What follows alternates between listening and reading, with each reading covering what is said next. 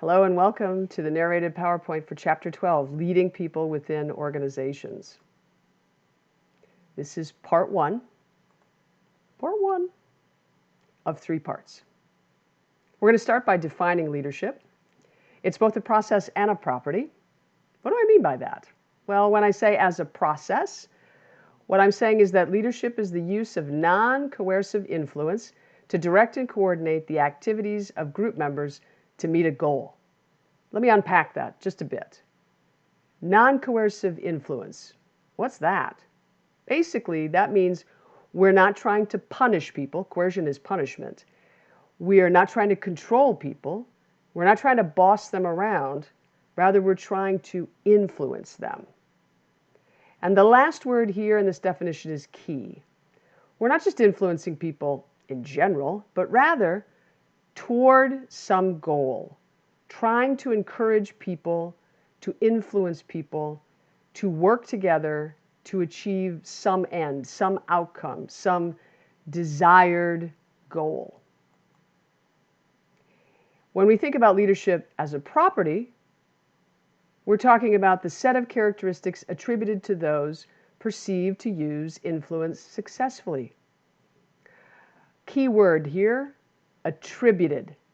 Remember when we talked about attributions with Chapter 3? Essentially, what are the rest of us thinking about when we observe someone who maybe seems to have some of the characteristics that we all think of as being associated with leadership?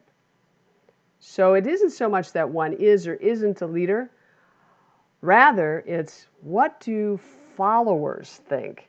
Do they perceive a given person to be a leader, to have the characteristics, to engage in the behaviors that make them a leader? Finally, a key word, influence. What's influence? The ability to affect the perceptions, beliefs, attitudes, motivation, and/or behavior of others. This is not about control. Again, this is about somehow affecting, essentially helping people to decide themselves that they're willing to move in a particular direction. I'm going to talk about a couple of different ways that researchers have thought about leadership. Before I dive into the first one, trait approaches, I want to tell you a little bit about what did people think about with respect to leadership before they started investigating or researching people by looking at their traits. Well, prior to this, the way that most people thought about leadership is they would simply look at people who were well known in history and read their biographies and hope to learn something about what it meant to lead based upon what they were able to glean from those biographies. Of course, we still do this today as well. But prior to about the turn of the last century, that was really the only way that people tried to study and learn more about leadership. Around the turn of the last century, researchers in a variety of areas, sociology, psychology, philosophy, and more, started thinking about leadership as it might be a function of a person's traits. Well, what characteristics or traits might we presume or imagine that leaders might have? What does the research actually say? Well, one characteristic that leaders might be expected to have is intelligence. And what the research finds is that, in fact, people with a high general mental ability are, in fact, more likely to be viewed as leaders. Now, notice, this doesn't say that they actually are leaders or that they're particularly good leaders or effective leaders, just that they are more likely to be viewed as leaders. In other words, we expect smart people to lead.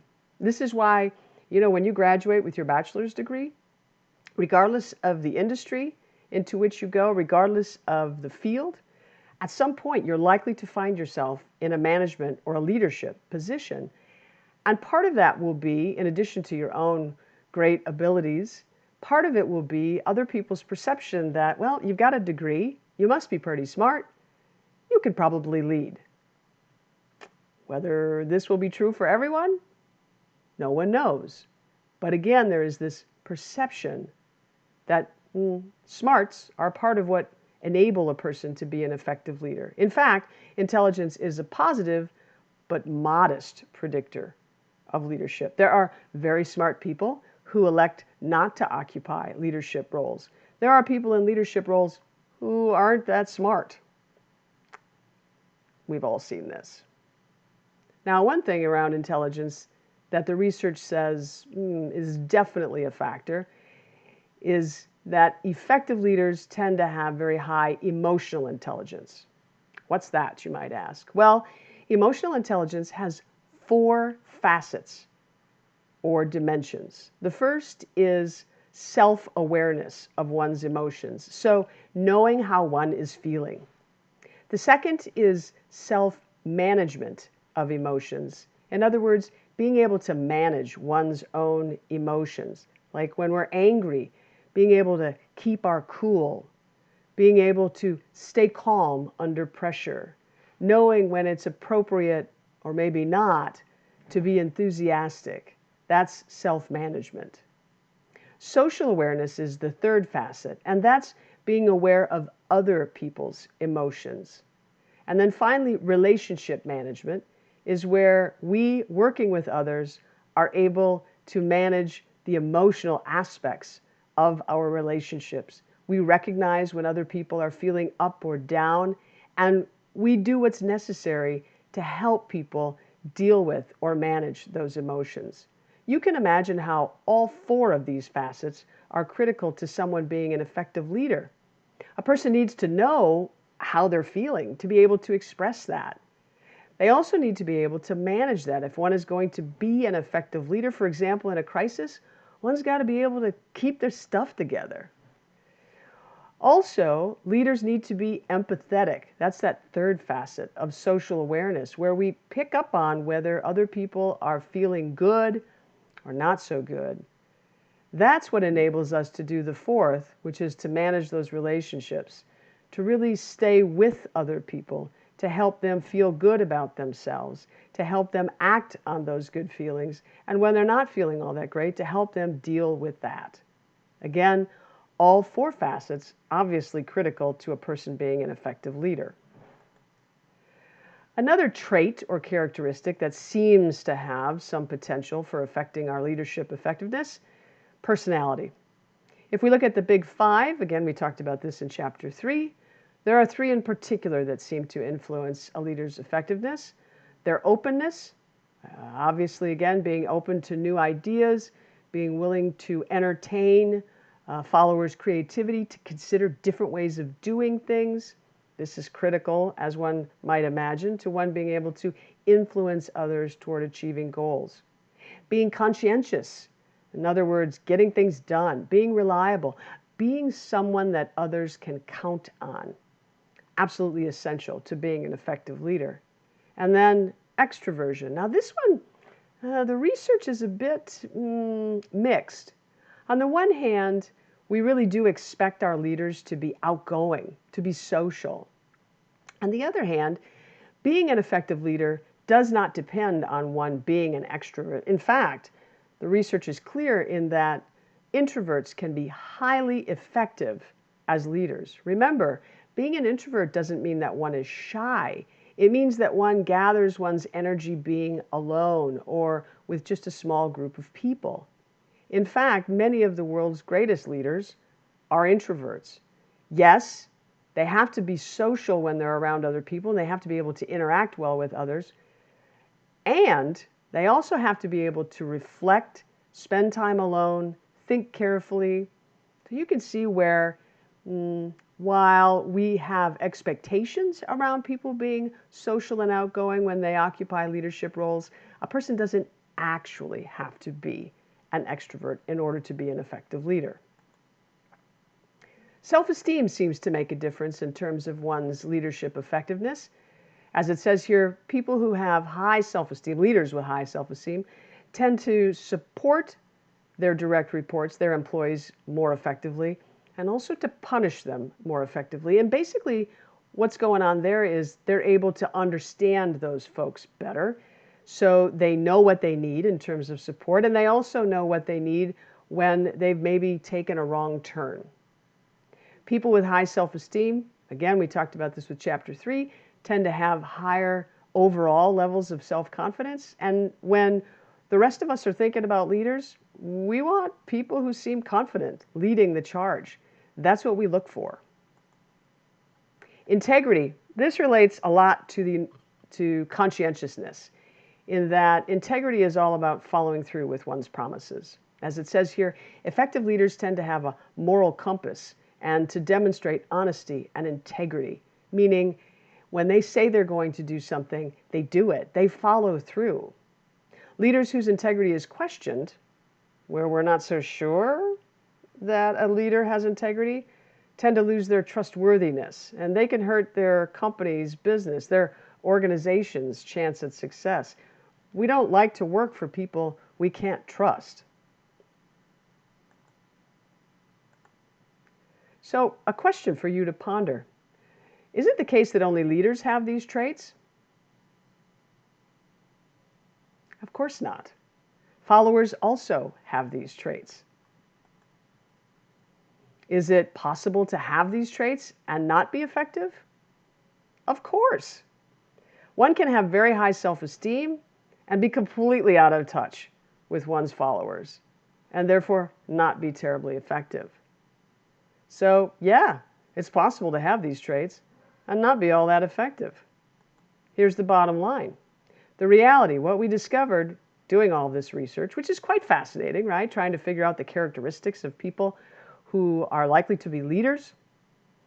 The bottom line is there aren't any traits that reliably differentiate leaders from followers or effective from ineffective leaders. If you were to do a Venn diagram of leader traits and follower traits, what you'd find is that they overlap almost completely. Those circles overlap almost completely. In other words, being smart, having high self-esteem, having high emotional intelligence, that's not going to help us figure out whether someone is a leader or a follower. It's also not going to ensure that a person is going to be effective as a leader or ineffective as a leader. So while it's interesting to study traits, and of course we could all agree it's better to have a solid amount of self-esteem, it's better to be emotionally intelligent, it's better, to be conscientious. Those characteristics all by themselves will not guarantee that we're going to be effective as leaders. Okay, well, researchers figured that out in 1947. A really important publication came out that year that basically said, all right, we've studied all these traits, we've looked at all these characteristics, literally hundreds of them, trying to figure out what are the key ones that make a big difference. And we're no closer to understanding what makes someone effective or not as a leader, or what causes some people to be leaders and some people to be followers. I mean, think about it. If the traits themselves revealed everything we needed to know about what makes someone an effective leader, all we'd have to do when hiring people for management positions, let's say, is just run down a list of traits. And either people have got them or not. And if they do, awesome. That means they're going to be a great leader. That's what would be true if the trait approach actually worked. Unfortunately, it doesn't.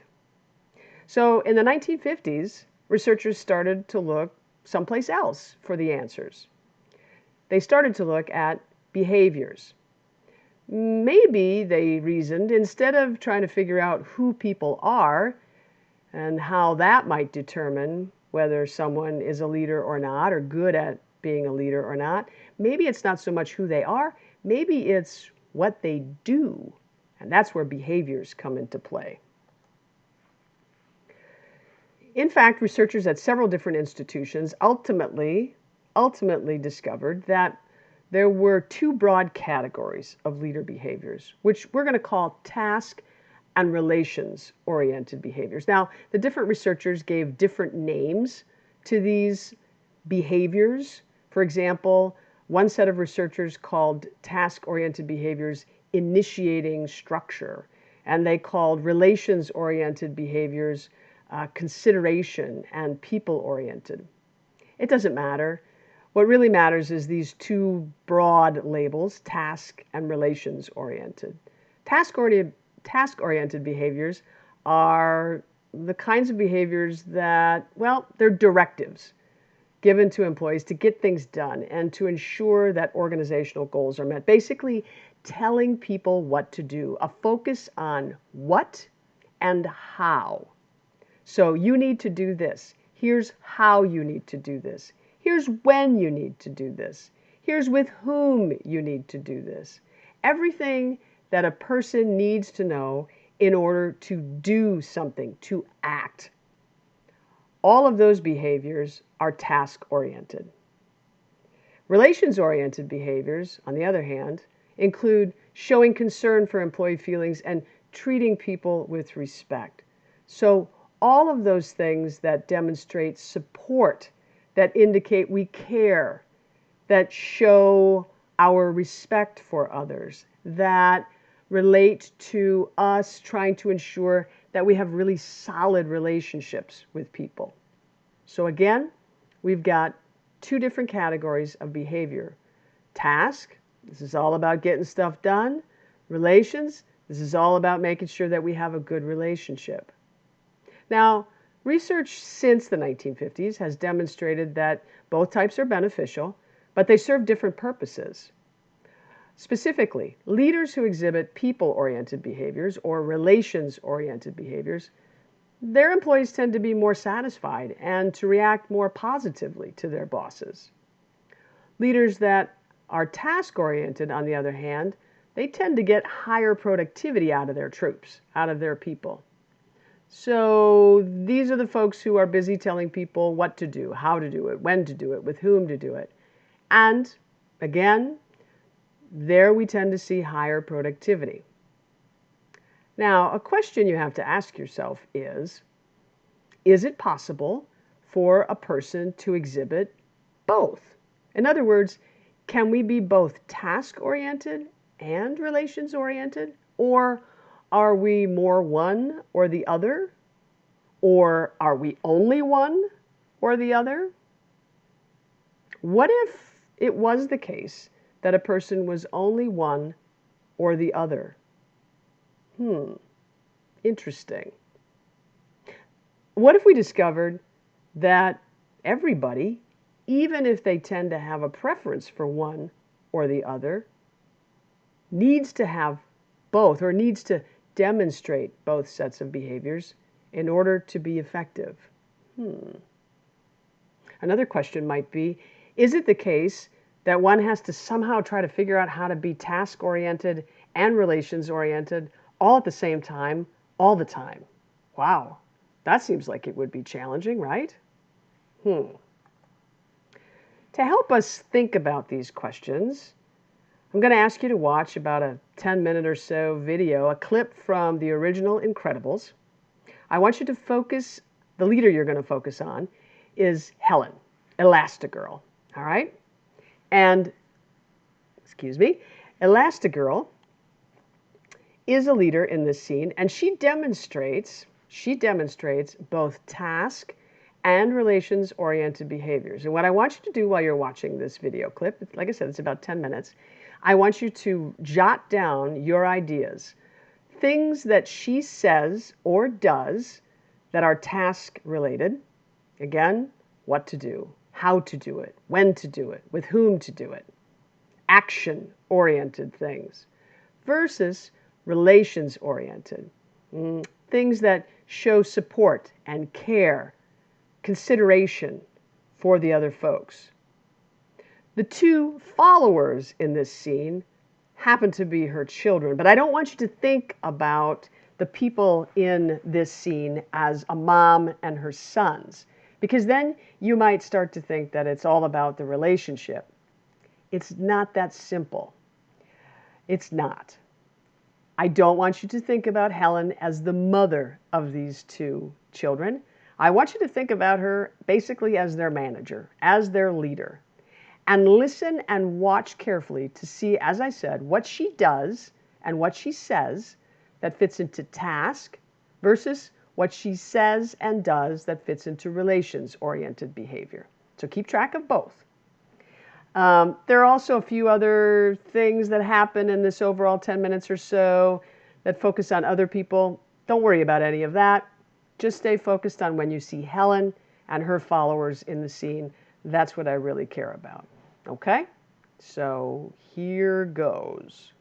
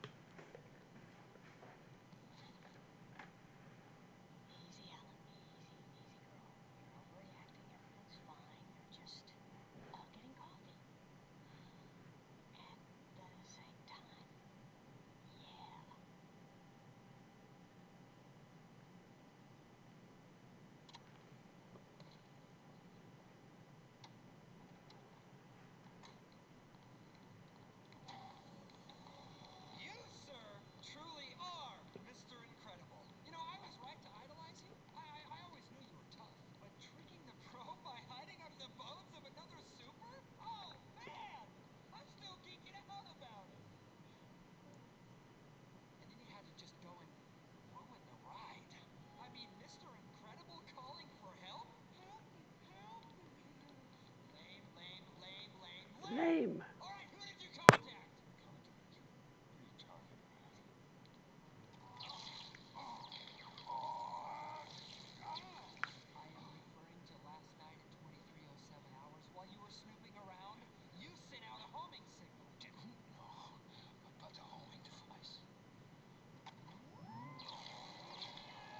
Looks like it hurts.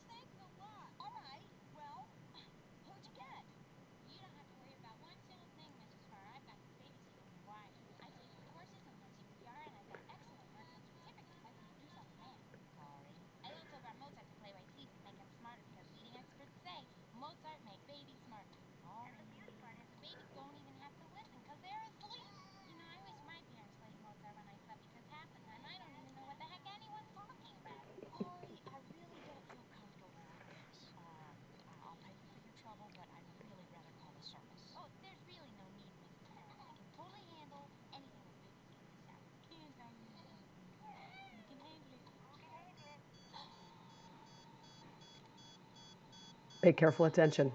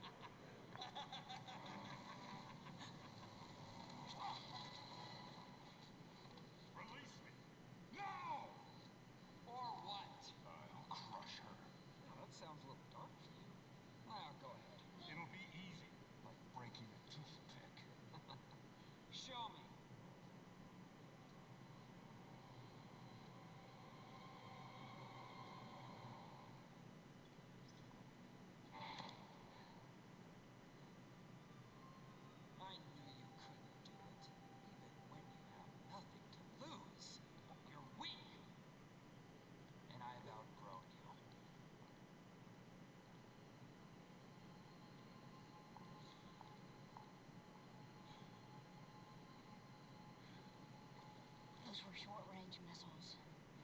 Land-based. That way is our best bet. You want to go toward the people that tried to kill us? If it means land, yes. You expected to swim there? I expect you to trust me.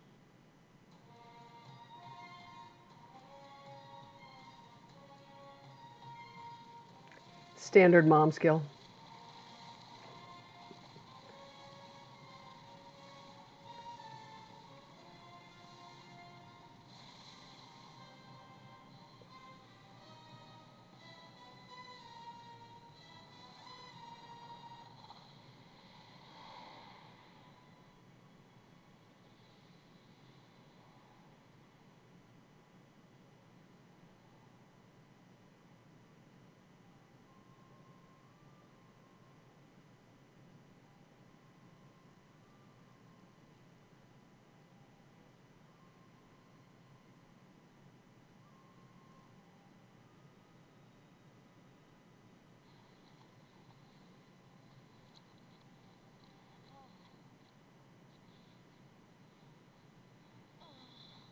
What a trooper.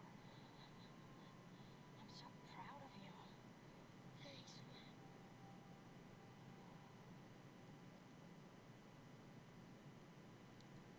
I think your father is in trouble. Yeah, but notice, Mom, we're not doing so hot either. I'm going to look for him, and that means you're in charge until I get back, Violet. What? You heard her. Put these on. Your identity is your most valuable possession. Protect it. And if anything goes wrong, use your powers. But you said never. I know what I said! Remember the bad guys on those shows you used to watch on Saturday mornings? Well, these guys are not like those guys. They won't exercise restraint because you're children. They will kill you if they get the chance. Do not give them that chance. Mom, Why? I'm counting on there's you. something I I'm can't do. counting on you. Be strong. Dash, if anything goes wrong, I want you to run as fast as you can. As fast as I can? As fast as you can. Stay hidden. Keep each other safe. I'll be back by morning. Mom? Mom, what happened on the plane? I'm sorry. I wanted to. I mean, when you asked me to. I'm sorry. It wasn't your fault. It wasn't fair for me to suddenly ask so much of you. But things are different now. And doubt is a luxury we can't afford anymore, sweetie. You have more power than you realize. Don't think. And don't worry. If the time comes, you'll know what to do. It's in your blood.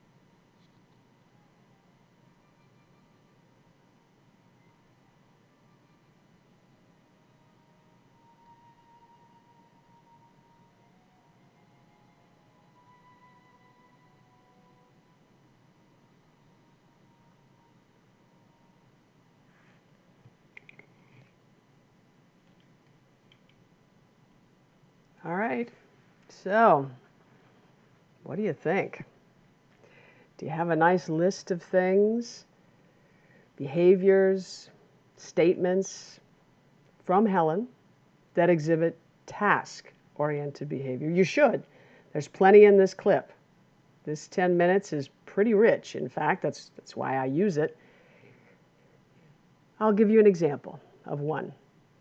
When she tells Violet to put a force field around the plane.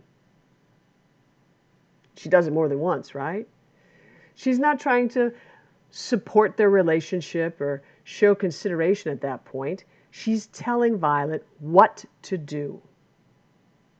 When they land in the water and they're freaking out, and Dash is screaming, "We're dead! We're dead! We're alive, but we're dead."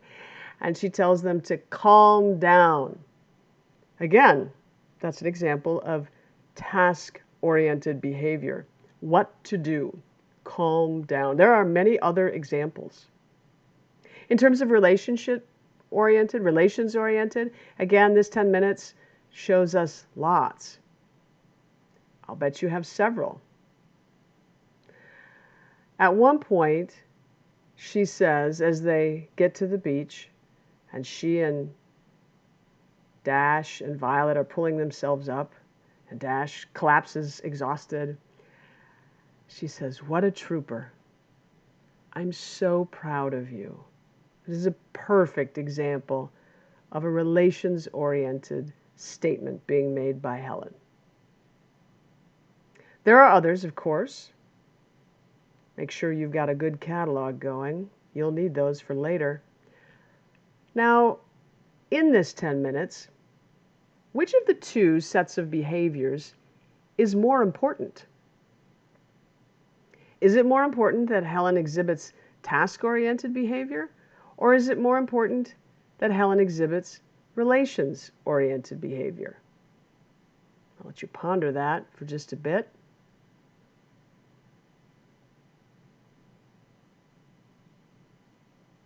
Now, you might be tempted to say, well, both are important. And yes, of course, in general they are. But if we're compelled to choose one over the other, and that's what I'm asking you to do, pick one. If you can't pick both, which one do you think is most important? The right answer is task-oriented. In this particular 10 minutes, what's going on? Well, their lives are at stake. And under situations of crisis, when there's a great deal of uncertainty, when action is required, a leader needs to be more task-oriented. People want to know what they need to do, how they need to do it, when they need to do it, with whom they need to do it. They're less interested in feeling supported at that point. As long as there's this high degree of uncertainty or crisis, they want somebody telling them what to do. Tell me what to do. Once the danger has passed, when they're on the beach, for example, and they have this short respite, then it's really appropriate for Helen to follow through with more relations-oriented behaviors. Again, when she tells Dash how proud she is of him. Now, in the grand scheme of things, leaders, in fact, have to be able to demonstrate both sets of behaviors. Here's why. In order for you and I as human beings to listen to other people when they're trying to tell us what to do, fundamentally, that's a whole lot easier when we trust them, when we have a pre-existing relationship with them, when we believe that they have our best interests at heart. We don't necessarily need them in that moment to tell us how important we are to them. It's okay for them to tell us what to do, but there needs to be that foundation. Likewise, in order for us to really feel good about a relationship with someone, we have to believe that when the time is right, when we need to be focused on getting something done, we have to believe that that person knows what needs to be done and can, in fact, help us to achieve the goal. Remember, that's what leadership is all about. It's about influencing all of us followers toward the achievement of some goal. So ultimately, the answer is what? Well, the answer is leaders need to do both. They need to engage in both task and relations-oriented behaviors, even though they may prefer one to the other, and even though at a given moment in time, in a particular set of circumstances, it may be the case that one is more important than the other. Ultimately, though, both need to come into play. And that brings us to the end of part 1 for chapter 12. Thanks for listening, and get ready for part 2.